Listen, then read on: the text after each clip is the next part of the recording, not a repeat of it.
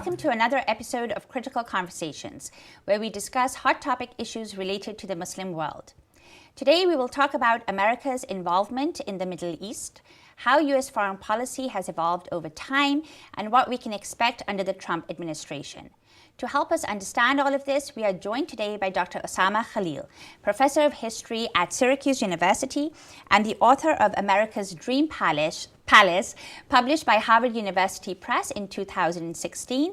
It was also named by Foreign Affairs as a best book of 2017. Dr. Khalil, thank you so much for joining us Thanks today. for having me.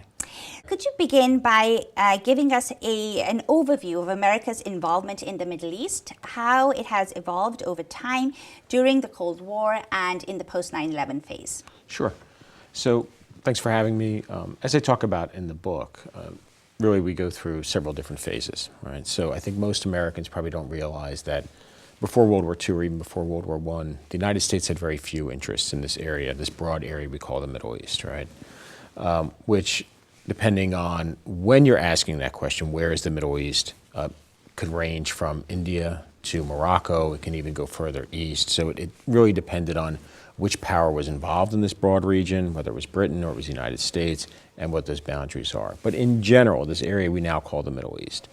The U.S. had very few interests in the region before World War II. Most of them were effectively religious and commercial, right? From religious interests, what was really driving it was missionaries who were going to the region. Some who these were Protestant missionaries, typically from the Amherst area, was one of the major sources, right? So Amherst College itself or the Andover Seminary was another major source of missionaries to the region. And they were generally going to this, what they used to refer to as the Bible land. So these were areas they'd read about in the Bible and now were returning to. The initial wave in the kind of mid-19th century, early to mid-19th century, was focused on conversion. That was not typically successful. In the later years, typically after the American Civil War, when they returned to the region, they started to found colleges and universities, and those were far more successful, including some that still exist today, particularly the American University of Beirut, which is the major one that I discuss in the book. The other major, and this is going to change because of kind of improvements in travel technology, you're going to have a number of Americans who travel to the region, write about it. These become bestsellers. It includes Mark Twain as one of these individuals, prominent Americans who travels to the Bible lands, writes about it later for an American audience. These are hit books at the time. There's a very kind of rabid audience that's very interested in the Bible lands, as well as in these travelogues, kind of this introduction to the exotic. Mm-hmm. The other major issue is commercial interest, and this will, of course, really post-World War I and before the Second World War is often led by Standard Oil or one of the baby standards who go out looking for oil concessions and in and around what is now known as the Middle East, particularly around the Persian Gulf. This, of course, changes with World War II and in the post-war, and really the rise of America as a superpower in the early Cold War and then during the Cold War. And so one of the things I talk about in the book is really several consistencies in how the United States views this part of the world, views the inhabitants, views Islam as a religion, or even how it views Christians who live there, right? So for example, when I talked about during the early 19th century, when you had Protestant missionaries who went to the region, when attempting to convert Muslims was not successful, or they didn't want to try and convert Muslims for fear of offending the Ottoman Sultan, they would focus on other Christian denominations. So there's also this view of how the inhabitants are viewed and whether their Christianity is the true Christianity. So it's an important point. But I think most of your viewers are probably more interested in kind of really the post-World War II period. And here we see a lot of consistency over the past 50 to 60, 70 years. The U.S. has often defined its interests in a couple of ways. The first one is, of course, security and stability. Mm-hmm. And this is a phrase you often hear over and over again. So security and stability for this broad region known as the Middle East. The second will be, particularly after 1948, is security and support of the State of Israel. And then the third one has varied a little bit, but there's another consistency. During the Cold War, it's, of course, containing or deterring communism or radicalism. And then that, in the post-9/11 period, has really kind of transitioned to containing or eradicating terrorism. So there are several consistencies that I talk about over the 60 or 70 year period in these interests that are maintained, and the book itself covers the period from World War I to the global war on terror. Great. Well, thank you so much for that. So you talked about Mark Twain and other writers, Right. sort of talking about that region. But how has Middle Eastern perceptions here in the U.S. been generally shaped, and how have U.S. policymakers and those who influence policy here in the U.S., whether they're think tanks or academics, how have they traditionally viewed the Middle East and the Muslim world? Right. Well, that's a great question. It's another consistency across this period, and in fact, tracing it back to Twain and even earlier. One is this idea, and much of this, as Edward Said wrote about in Orientalism, is borrowed from the British and French traditions of viewing the region. So viewing the region as inferior, as backward, as static, unchanging, as in need of saving, as in need of help. And as I talk about in the book, what it's created is this idea of often it's very vibrant in the imagination of American policymakers and American academics of trying to shape or reshape this area we call the Middle East in America's image, right? And the problem is that that's often based on kind of not only a very narrow view of the region and a very biased, but often in a completely, what would you, on the one hand, to call it constructed, but another way to think about it is a manufactured view of the region. So one of the things I talk about is during World War I. And during World War I, the United States has very little expertise about this area called the Middle East. In fact, at that point, they're referring to it as Western Asia, right? So it's not even called the Middle East. But President Woodrow Wilson is preparing for the Paris Peace Conference to end the war and create really the post-war settlement, this new world order he's talked about. And he's going to turn to academia and academic experts to tell him what should we do about these former territories of the Ottoman Empire. And here we have an issue, as I describe in the book, which is that the United States has very few experts on the region, and then this is compounded by actually going out and selecting people who aren't even experts, but who are, and some, very few have actually ever been there. And those who have bring their own set of biases about the region. And as I describe in the book, one of the things they do is literally manufacture knowledge about the area. So the government does? The government, these academic experts who end up working for a group called the Inquiry that's supposed to create the recommendations for Woodrow Wilson on what to do about the post-war settlement of the area, particularly in this case, the former Ottoman Empire. What's interesting is there's another consistency that goes through, which is one of the reports I talk about is from an archaeologist who had spent some time in present-day Syria, and says something to the effect of, we can never know what people in this broad area want, and the reality is what they may want, even if we could ask them or discern what they want, may not be good for them. So effectively, we Americans have to decide what's good for them.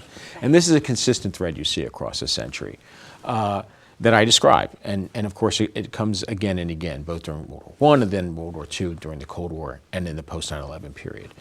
So that very vibrant notion of American exceptionalism that I describe in the book that really kind of guides our study of the region is also imbued with notions of what can be referred to as American Orientalism, this kind of this variation on British and French Orientalism, the way the region is seen as homogenous, unchanging over time, infantile, in need of saving, in need of guidance. And that becomes a very major source, not just for academic study of the region, but many of those academics will train future policymakers or will become policymakers themselves. And I describe that in the book. Right. And so when you say that even they might not have known what is good for them, Right. so when they say that, are they also saying, well, what might be good for them in their perceptions or the locals' perceptions might not be good for us. Effectively, here in the US. that's what they're saying. Yeah, effectively, that's what they're saying. That we know better. That we know better, and we know better what's good for them, and in effect, what's good for us is good for them. Is the other way to think about So that. I'm wondering whether, American interests were first identified, and then this sort of manufactured information provided to justify those. That's absolutely the case. So this is one of the things I describe in the book, that when we think about the academic study of the region, what drives it are American interests. So during the in the initial post-war and then during the Cold War, what I describe is how university centers are created. In particular, I focus on Harvard and Princeton, but there are several others. And what's really guiding them are America's growing interest in and around this area, and in particular, the fight against communism, the fight against Soviet influence. And that's really what drives many of these early Cold War centers, and then eventually I describe the links between the federal government and major foundations who fund some of these centers initially, and then the federal government will actually directly start funding after 1958 many of these centers. Very interesting. So if we could sort of fast forward to today and sort of talk about the Trump administration, how do you see the Trump administration's approach to the Middle East, and how is it different from previous administrations? And after that, perhaps talk a little bit about what are U.S. interests as defined by the Trump administration. Well, as we talked about, the three major kind of areas that the U.S. has identified of its interest in the Middle East: security and stability, support for the state of Israel, defeating radicalism or terrorism, or containing it and defeating it. These haven't changed. So those are consistent. What has changed, you could argue, are really two things. One is there is a rhetorical difference. So you have a far more abrasive foreign policy, at least in the way it's being discussed. Sure. Although the way it's being enacted has yet to really kind of be seen on the ground. So it's far more abrasive rhetorically. But we've seen some of this before, particularly during the Bush administration, the George W. Bush administration, not his father. At the same time, one of the things that has been stripped away, and this is an interesting component, so this is one of these aspects that really emerges in the 70s and 80s, this emphasis on human rights. Although you could argue that some of this existed before, it just wasn't under the umbrella of human rights. That appears to be gone. So there seems to be a real alignment, in a sense, between the United States and authoritarian dictators in the region and authoritarian regimes. Now, that existed before. Right? We can't ignore that the United States, especially during the Cold War, fully embraced authoritarian regimes in the region. In fact, the United States overthrew the government of Mohammad Mossadegh in Iran in 1953 and reinstalled the Shah, who became a very repressive autocrat until he himself was overthrown. The United States also supported and had close relations and close ties with the government of Hosni Mubarak. It now had in Egypt, it has, as well as Ben Ali in Tunisia. So we have a history of aligning with very repressive regimes, even though we know that they are unpopular. And in effect, this has not really changed under the Trump administration. What's gone now is this idea that human rights are important. What's important is stability and security, and in particular our security and our stability, us, the United States, but also the security of some of these regimes. And we're going to allow them to do what needs to be done. And the United States may attempt to argue that this is, a part of the broader counterterrorism effort. But in reality, this is part of a much broader authoritarian trend that is sweeping across the region, and as a kind of blowback on the Arab Spring. Right, and we sort of see that continuity in the Trump administration's very close ties, it seems, with the Saudi regime, and especially Crown Prince Mohammed bin Salman. Yeah. And how do you think that is going to sort of play out when it comes to stability in the region? Well, it's still too early to tell, but I think it would be incorrect to argue that this is a new relationship. Right. The U.S.-Saudi relationship has been very strong for a long time. Now, there are, like any relationship, there are peaks and valleys. But during the Obama period, there were strong relations. The United States has been supporting, for instance, the Saudi Arabia's 4-year-old war on Yemen now. Saudi Arabia plays a very important role in terms of its role in the global economy, in terms of oil supplies, global oil supplies. It has strong links to the U.S. economy in terms of the amount of investments, the purchasing of military weapons. So Saudi Arabia and the United States have a very close relationship. Where they differ and where they have differed in particular has been, for instance, on the Iranian nuclear deal that was negotiated by President Obama. What we're seeing here is a new crown prince who is young, inexperienced, who has already, in many of his different ventures in Saudi Arabia, whether it's the war in Yemen, whether it's the attempt to contain Qatar, their Gulf neighbor, yes. The kidnapping, effectively, of the Lebanese prime minister, the attempts to kind of strong-arm the Palestinians into agreeing to a fairly poor settlement, as it's been described in the press or has been leaked to the press. So none of these have really worked. And I think what's actually being exposed is kind of the inexperience of the Crown Prince and his willingness to kind of ignore what others have done before him, whether it's good or not. And at the same time, you have an inexperienced president who is also not particularly interested in facts and being briefed by his advisors, really goes by the gut and whatever his gut may be at the moment. So I think it's an interesting and scary time, I think, for the region, in part because you have several of these inexperienced leaders, whether it's in the United Arab Emirates or it's in Saudi Arabia and in the United States, who appear to be kind of bumbling through policy. And yet there seems to be a lot of alignment among these countries with respect to their posturing vis-a-vis Iran. Right. And so there appears to be much more. Well, I think this is another consistency. So I think one of the things that's often ignored is that containing Iran's influence has been a real key for the United States since the Iranian Revolution, since the overthrow of the Shah in 1979. And this idea that Iran, whether it was true or not, and there's some evidence it was true, but some of it was overstated, that it was attempting to export its revolution, particularly among Shia minorities or Shia majorities in some cases, whether it's in Iraq or across parts of the Gulf, in Lebanon. So this is a consistent issue across several decades. Now, the United States has attempted to reach out to quote-unquote reformers or moderates in the Iranian government with some mixed success. For the Obama administration, the nuclear deal that was signed was actually very positive for the administration. It was actually a very negative deal for the Iranians, but they signed on to it in part to escape from the sanctions regime. It was also hoping for a less confrontational relationship with the United States. And effectively, the reward has been the Trump administration, which really wants to ratchet up the confrontation.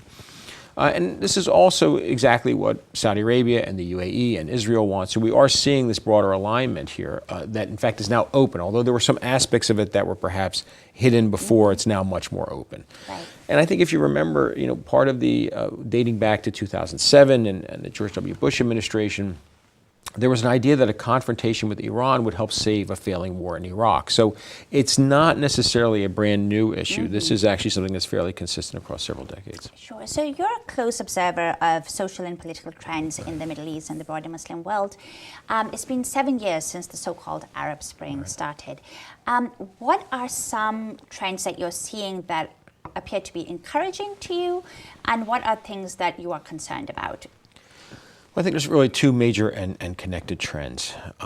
One is continuing U.S. intervention in the region. And I think, and this of course predates the Arab Spring, we can't, although we've often ignored to our own detriment the implications of the U.S.'s invasion and occupation of Iraq and what that has done to the broader region, U.S. intervention in Libya, its implications, but there's also one of the things that's often not described. And again, when we talk about the Middle East, we can make it very narrow, or we can make it very broad.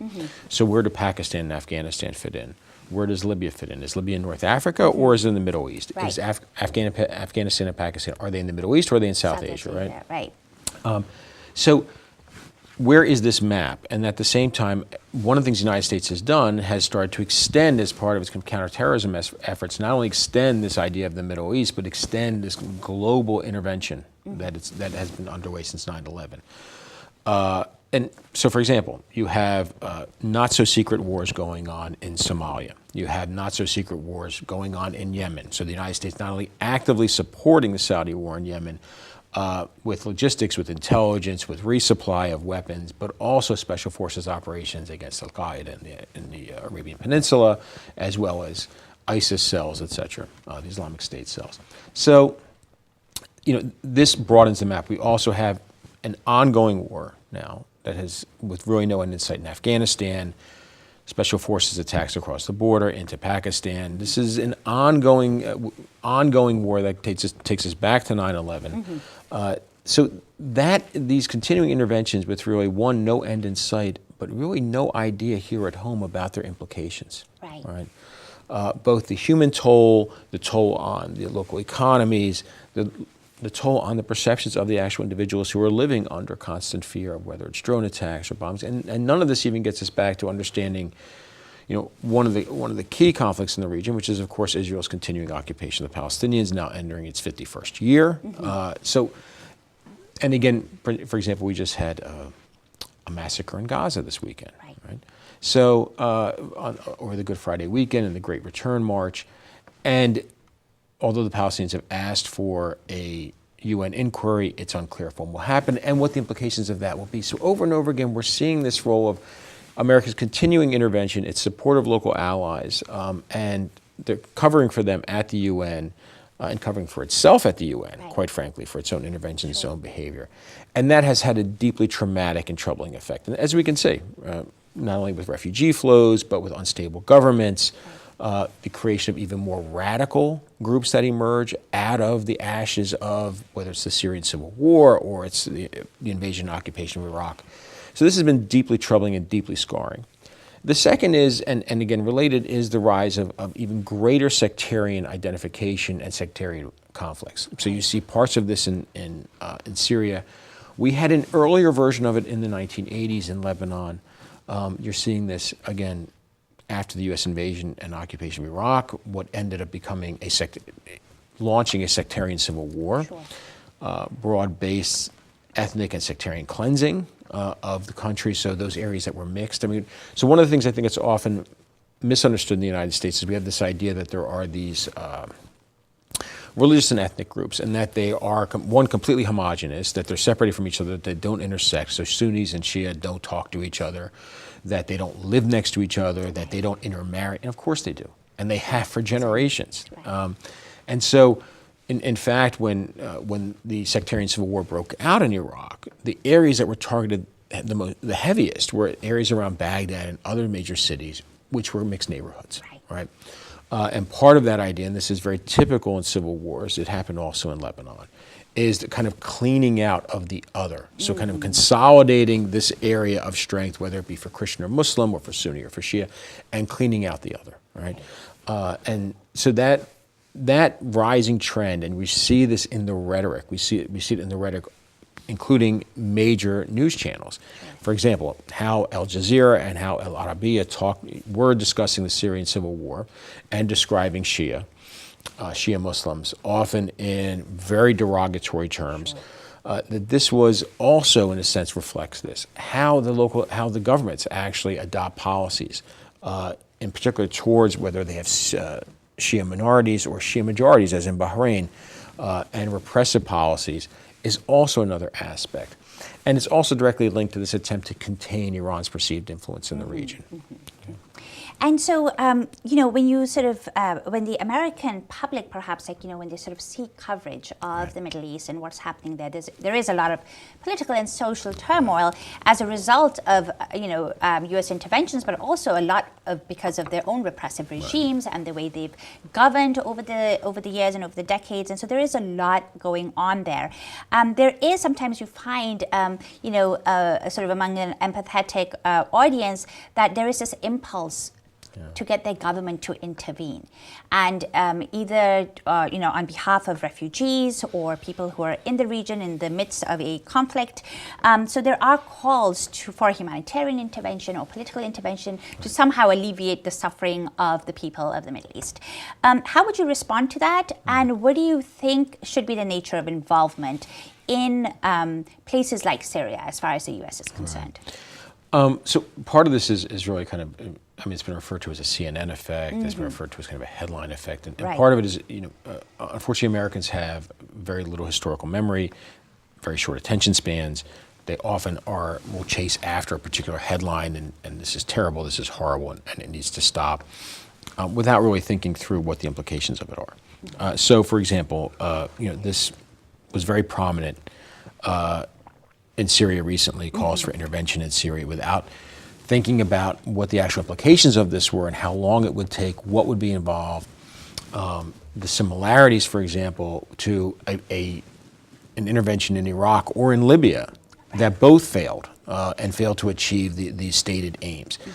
And in effect created much more in terms of the loss of human life, instability in the region, et cetera. So I think there needs to be a much deeper understanding of America's role in the world, both for positive and for negative, and for Americans to think about other ways to intervene without missiles, drones, and soldiers. And what's interesting is when it's often Americans calling for these interventions when they are not the ones who are actually going to be intervening. So in other words, they're not the ones who are going to be the soldiers on the ground. They're not going to be the pilots dropping, and they're definitely not going to be the ones under the bombs. So there's also this idea, and I think what's surprising to me, I think, is that this should have been exposed as a fallacy with the invasion of Iraq. It has not been. or of Libya, that there is no such thing as strategic bombing, right? That there is no such thing as a clean air campaign, right? And that terms like, collateral damage, that these are actually people. So the people you're trying to save are the people you are killing, right? So I think we need to start thinking in a different way as Americans about what is our role in the world, what is the role of the U.S. military, what does it mean to intervene in a country, that these are hardly or rarely ever clean. In fact, there's almost no evidence of a clean one. So I think this is it's a very troubling trend that we think that these can be clean and easy fights. So how can we as Americans effectively influence U.S. foreign policy towards the Middle East? And if people want to engage in advocacy, what kinds of avenues should they pursue? So it depends where in the Middle East, right? I mean, so there's several different ways to think about this. So there are several major groups that focus on, for example, Israel-Palestine, that I think if people are interested in achieving peace and justice in Israel-Palestine, groups like Jewish Voices for Peace, Students for Justice in Palestine. There's also the U.S. Campaign for Palestinian Rights. These are major groups that are on the ground, and there's a deep connection as part of the U.S.'s special relationship with Israel that dates back to 1948, if not before the state was founded, and kind of its identification with Zionism. So those are groups I think that could definitely use support, and looking for candidates, whether for local or national office, who agree with those ideas. And that's one way to influence foreign policy. The other way to influence foreign policy, I think, is also, if you're thinking about the broader Muslim world, is thinking both at home and abroad. So supporting the American Civil Liberties Union, which has been very active in challenging the Trump administration's attempt at the Muslim ban. Groups like CARE, right, the Council on American Islamic Relations. Those are organizations that have been very active in representing Muslims here in the United States and have connections overseas. So I think there are ways to act locally, and then also, I mean, you don't want to be cliched about it, but there's ways that you can act locally that also support kind of global policies. We can't ignore this deep relationship when we talk about interventions between major military contractors and the state, and the fact that I mentioned Saudi Arabia's long relationship with the United States. Saudi Arabia purchases immense quantities of weapons, as do many other Gulf states, far beyond what they can use. In effect, creating a jobs. It's what's often referred to by academics as a recycling of petrodollars, but it's also effectively a jobs program for Americans, for Lockheed Martin and for several others. If you have an investment portfolio, right, retirement, et cetera, one of the things you can do is make sure that you're not invested in military contractors, right? So a focus on divestment of military contractors, whether it's at the local level, at towns, pension plans for government officials, as well as for universities. So I think there are several different things. And then, of course, there is identifying at its base level as Americans and supporting candidates who are not interventionists, all right? And who don't continuously parrot this line of constant intervention and perpetual war. And supporting them both in terms of volunteering, but in terms of funding their campaigns, et cetera. That is another absolute way that we can start to at least adjust U.S. foreign policy. This is a long process, but it begins with us understanding what the problem is and then working towards challenging it. Absolutely. Well, we've reached the end of our program, Dr. Khalil, but thank you so much for your insights and your expertise, and you gave us so much to think about. Until next time, this is your host, Mehlaqa Samdani.